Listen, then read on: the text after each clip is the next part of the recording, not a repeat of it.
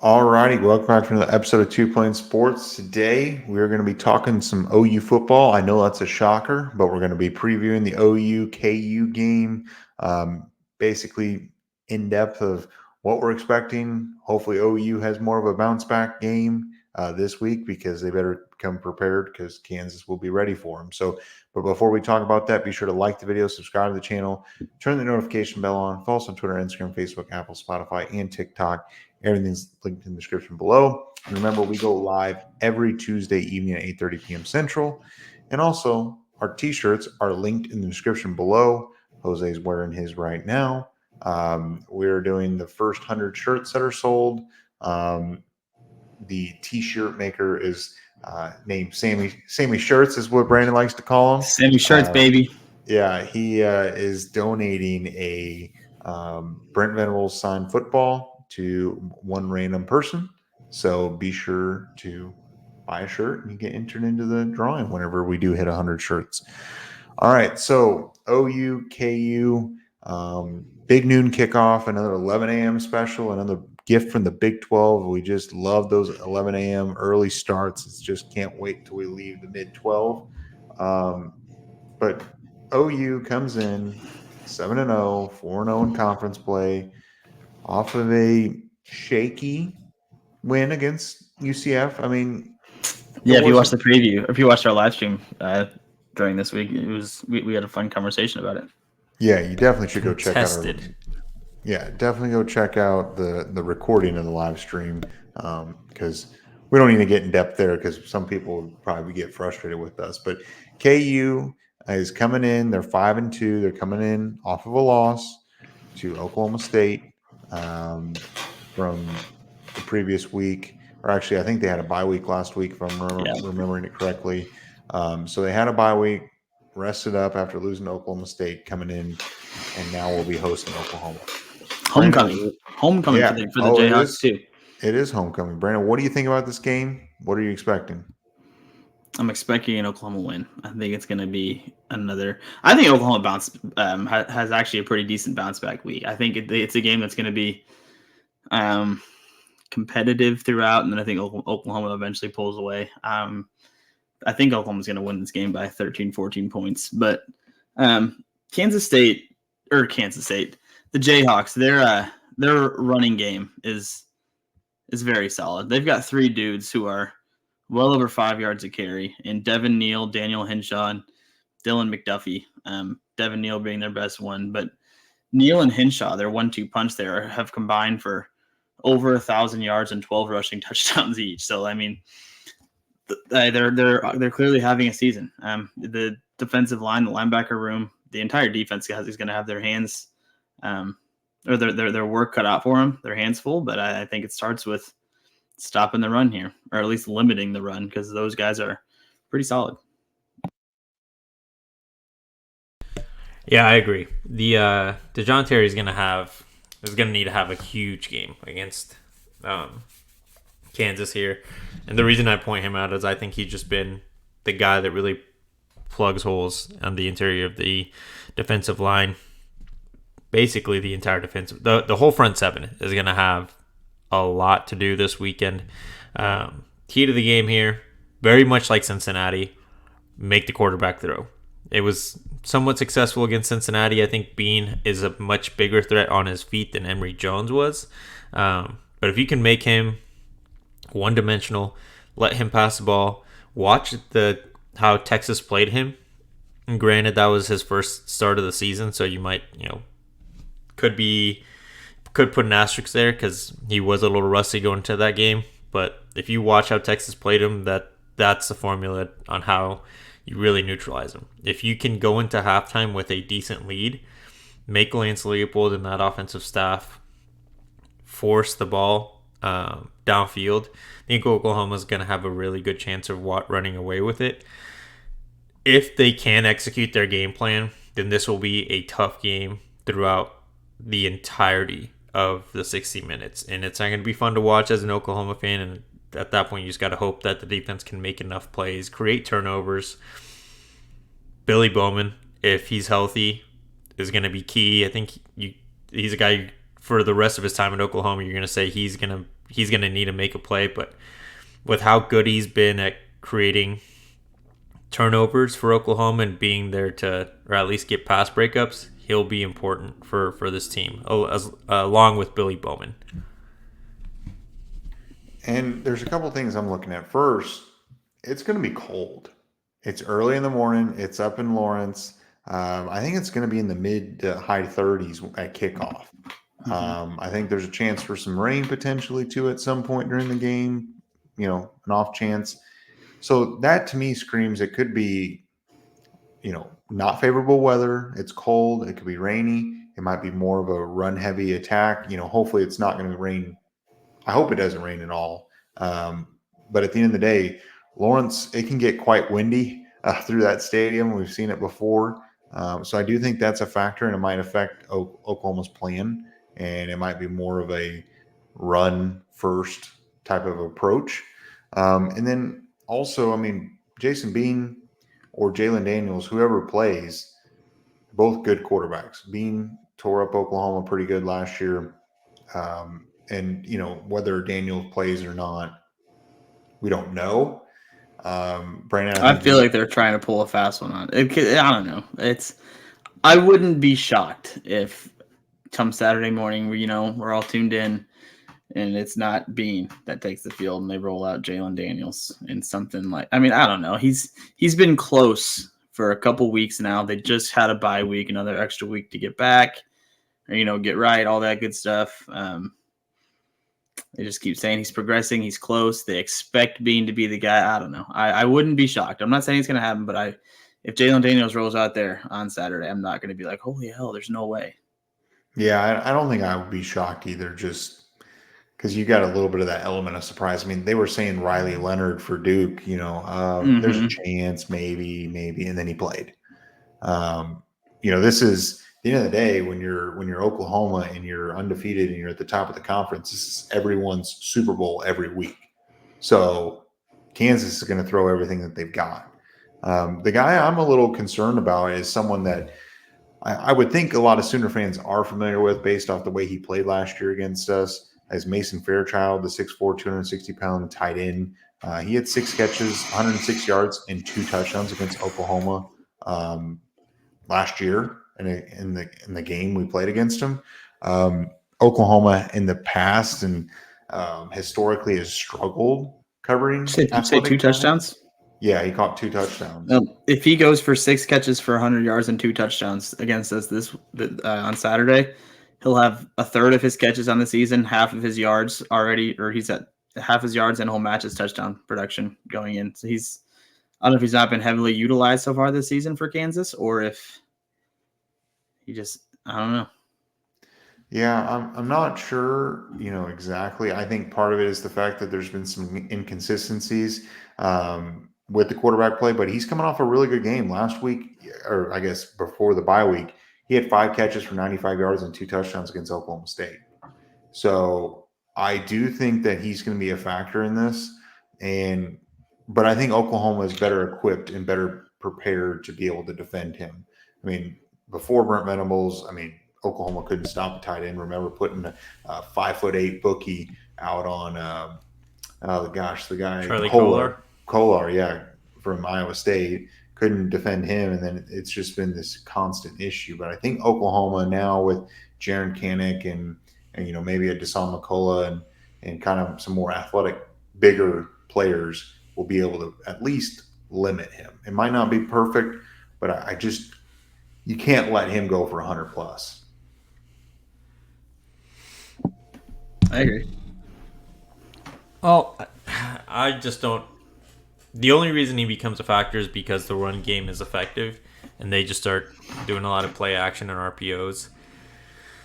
Again, it's just the run game is going to be their key, and not just their running backs being as well. That's going to be. I don't think you can really neutralize it or make it a relevant part of the game.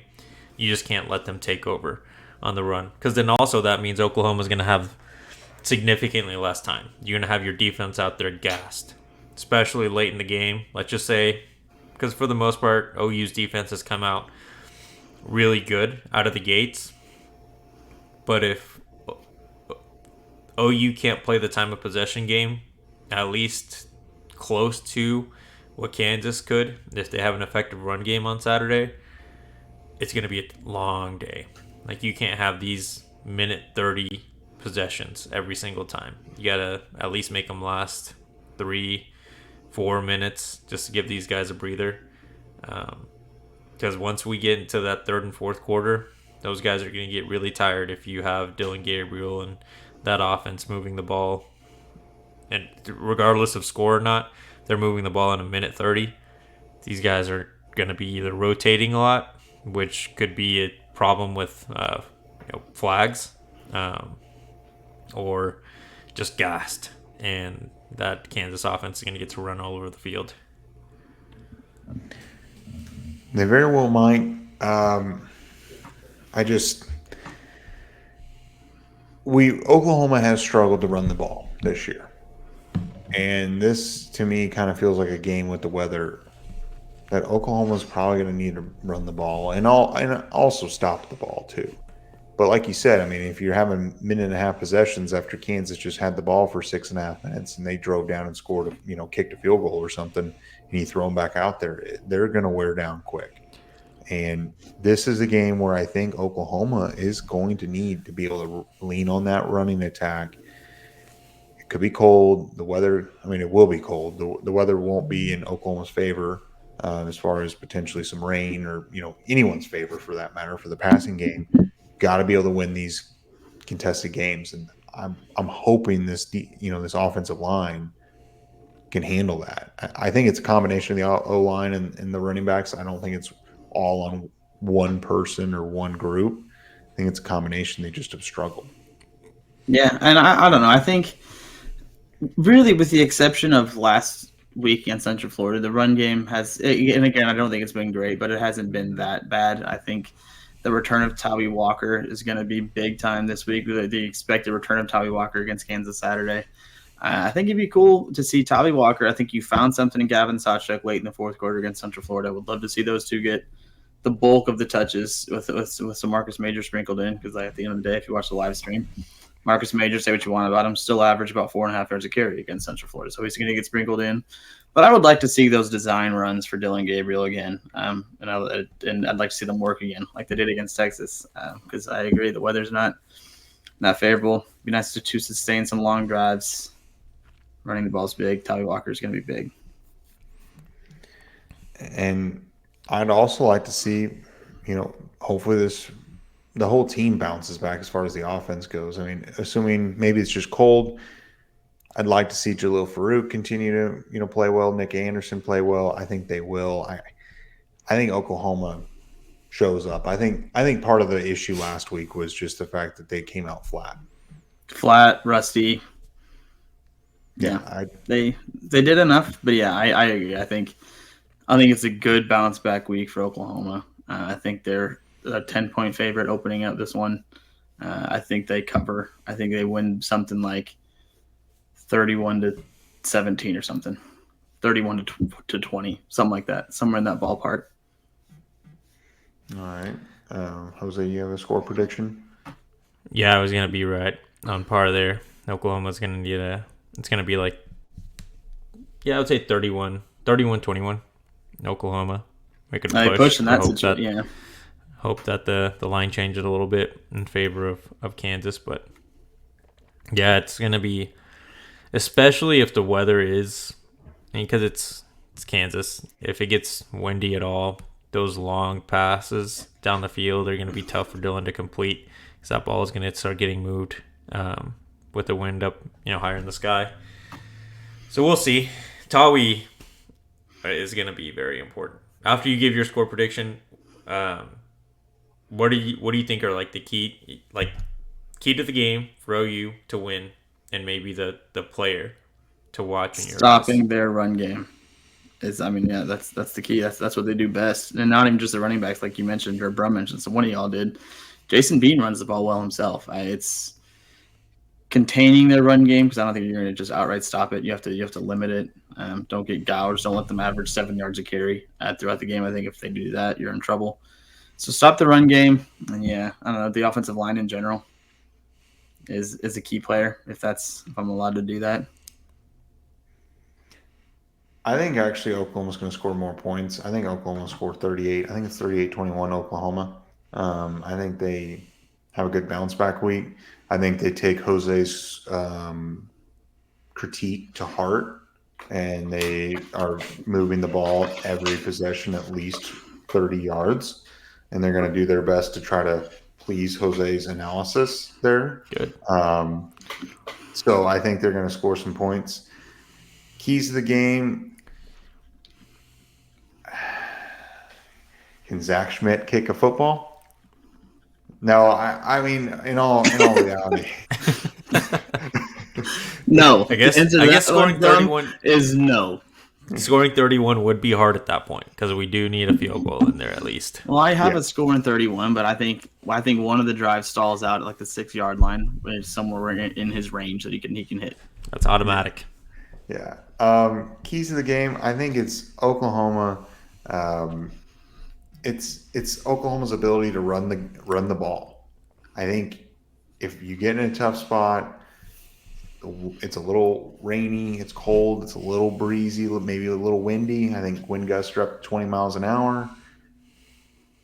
If you can't throw the ball, and Kansas knows you can't throw the ball, do you have the ability and are you good enough to run the ball even though the other team knows that you're going to try to do that? The great teams can do that. And it's just that next step of like, we're going to run the ball. You know we're going to run the ball, but we're going to move it anyway. It doesn't matter. So to me, that's a big portion. And really, it's just containing whoever's back there, quarterback, key players as well. I mean, it's the defensive line is to keep containing on Bean or Daniels for that matter. You just went in the pocket. The exact opposite of my keys to the game and the players of the game. I said stopping Kansas and the offensive line. You said running the ball and the Oklahoma defensive line. I mean, you're right. This is a big run game. It's all about stopping the run and running yourself. For sure. To me, it's just the time of possession. I think Oklahoma still hasn't been great this year with time of possession. And if weather is going to be a factor here, you got to keep that close, if not win that game. Then my key player is going to be Deshaun McCullough because he's going to be important to stopping the run. I think that every team in the country now knows that Danny Stutzman's going to be your biggest problem, and he's going to make a play regardless of what they throw at him. But adding in Deshaun McCullough to help stop that run, it will be big.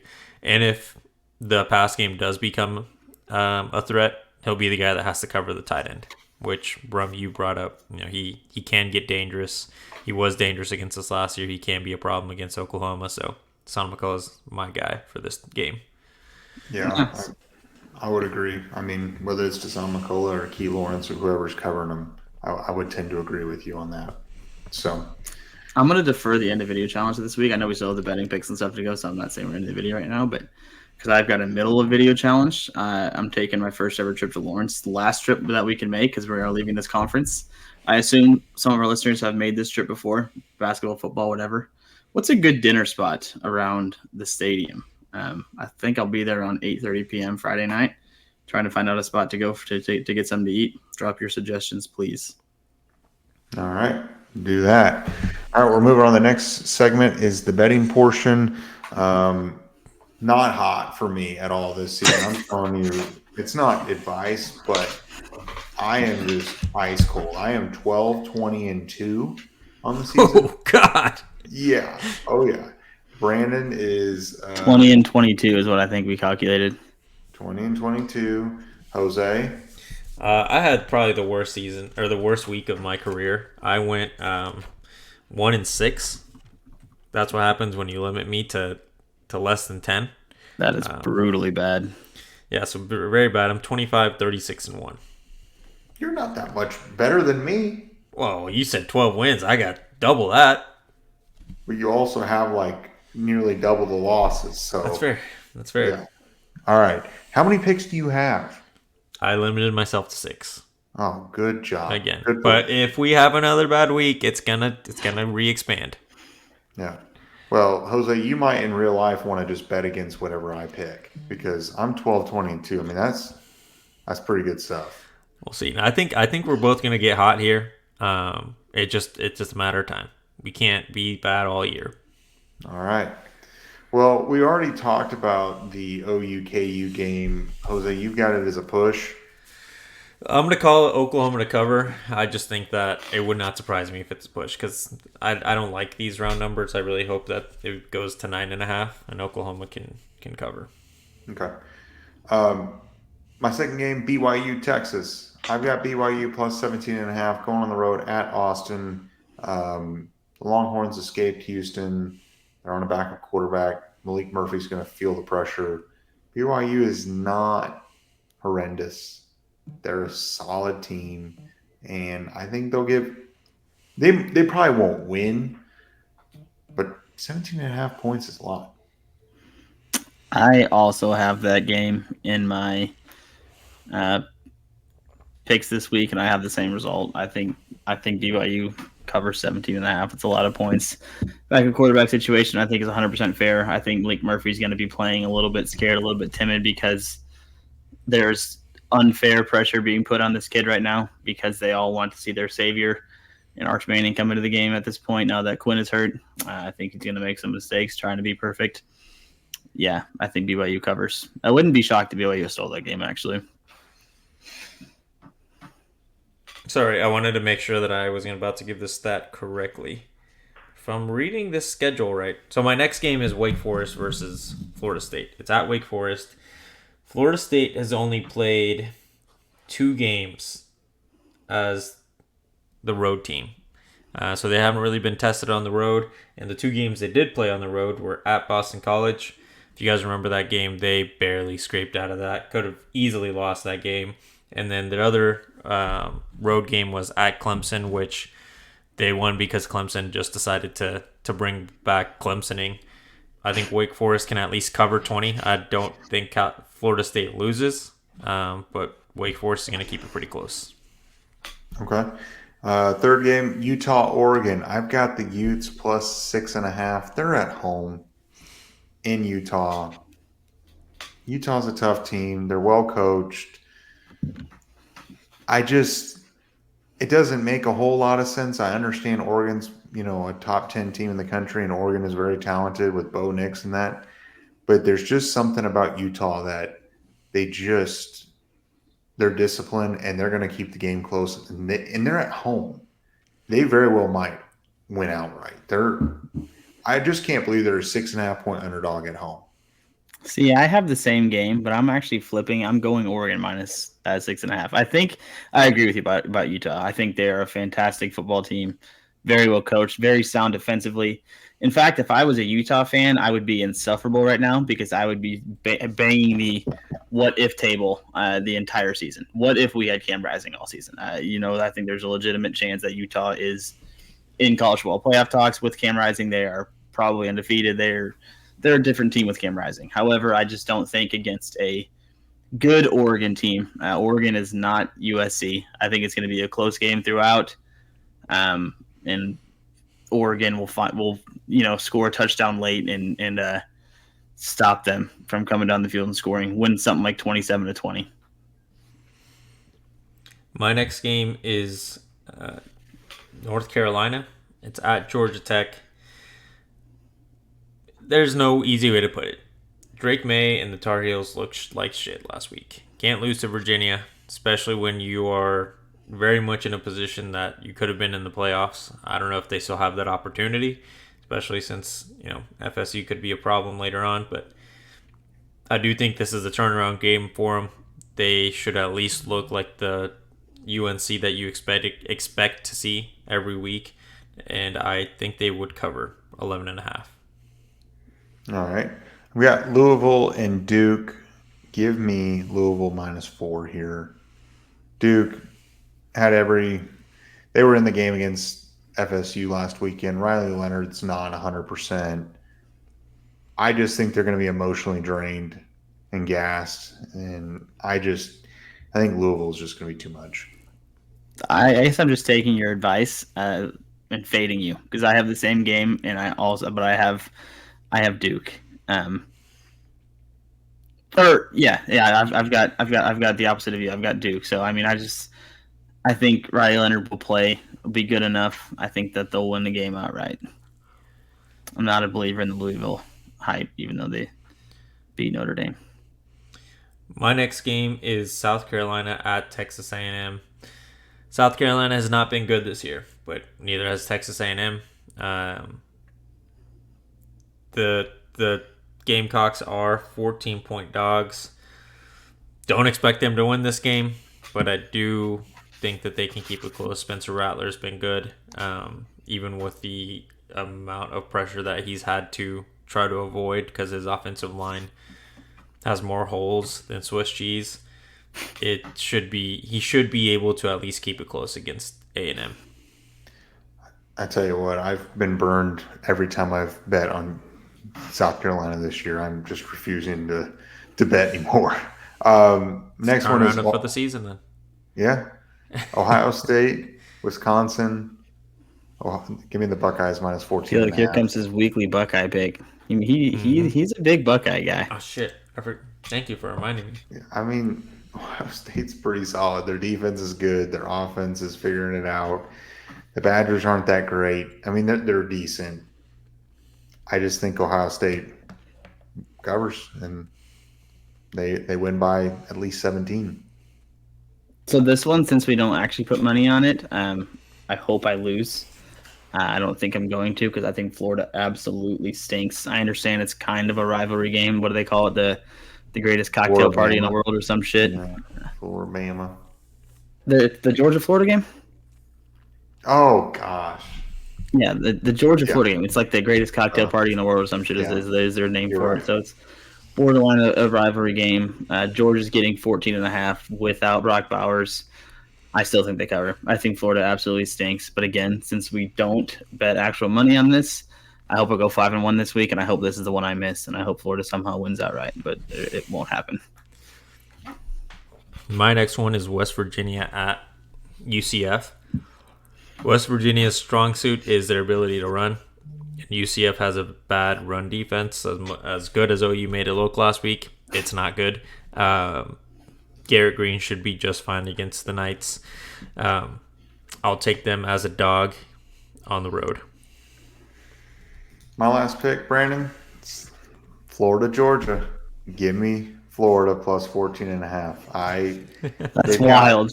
They're 5-2. They've got nothing to lose.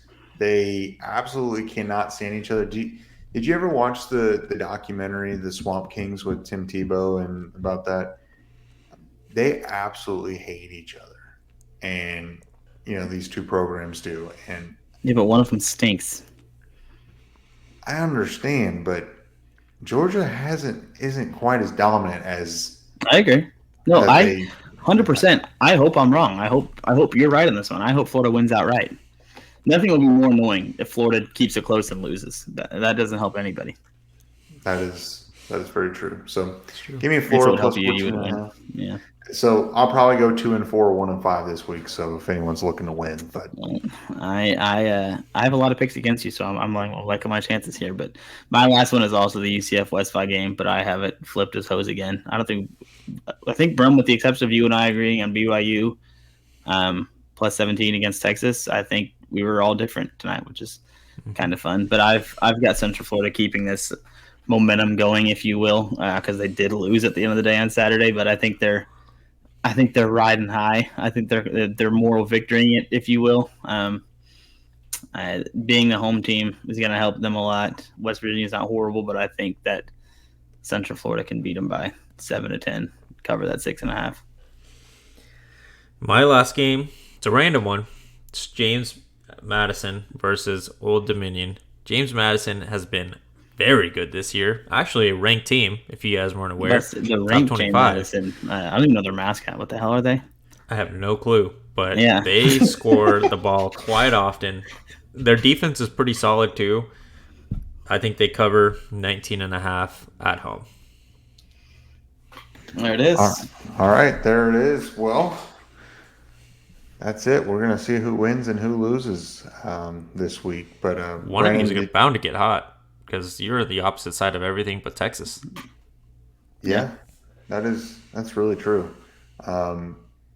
Brandon, do you have? I know you did the mid video challenge. I deferred the end of video, putting you guys on the spot this week because I did the middle video. Lock of the weekend. I did get to skip my Iowa under because they're on a bye, but I was they looking might hit for the that under. too. If the line was 21, they would not hit it. Yeah. If the line was 1, they wouldn't hit it this week. Dude, it's gotten really low. Like the point total last week was 32.5. Didn't even get close.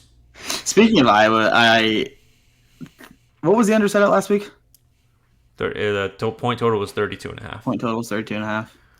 So you have what was the final? 12 to 10? Let me look it up for Something you. like that. Yeah, because they got screwed up there on that punt I was going to return. say, do you guys think they got screwed in that punt return? Because I think they 100% got screwed on that punt return play. Yeah, for sure. But I'm okay with it because their offense still looks like shit. But that would have been the most Iowa way of all time to win a game. Can't do anything offensively, and you fucking get a punt return bounce touchdown to win. True. All right. Well, if you made it this far, be sure to like the video, subscribe to the channel, turn the notification bell on, follow us on Twitter, Instagram, Facebook, Apple, Spotify, and TikTok. Everything's linked in the description below. Remember, we go live every Tuesday night, 8:30 p.m. Central. What's your And score also- predictions for Saturday? Score predictions for Saturday.